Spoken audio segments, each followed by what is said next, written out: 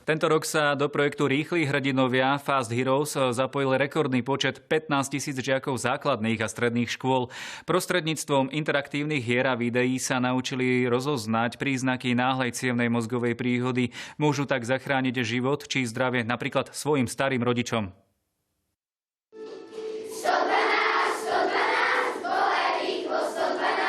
Je to hra, no deti sa naučia to, čo nevedia ani mnohí dospelí.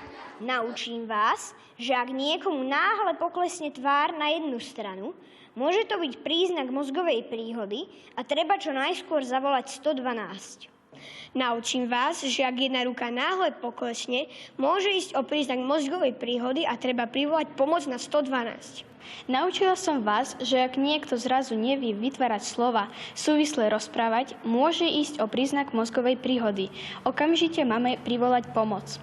Pri náhlej cievnej mozgovej príhode je veľmi dôležité rýchle poskytnutie lekárskej pomoci. My máme určité časové okno, v ktorom dokážeme tomu pacientovi poskytnúť adekvátnu liečbu a po prekročení tohto časového okna je už táto liečba buď riziková, alebo teda nesmieme ju podať. To je okno, je tých 4,5 hodiny pre nás.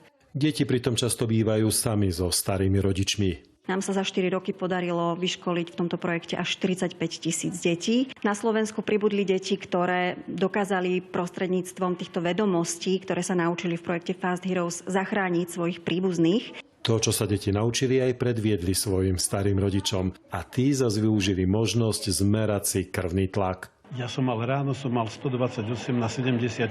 A teraz? Teraz máme 157 na 107, ale zmeriame opakovanie, dobre? Optimálne hodnoty 120 na 80 by si mal udržať každý aj vo vyššom veku. Nemusí hneď nevyhnutne vzniknúť mozgová príhoda, ale veľmi často môže postupne a príživo vznikať napríklad demencia. Môže takýto vysoký krvný tlak poškodzovať srdce, môže poškodzovať obličky.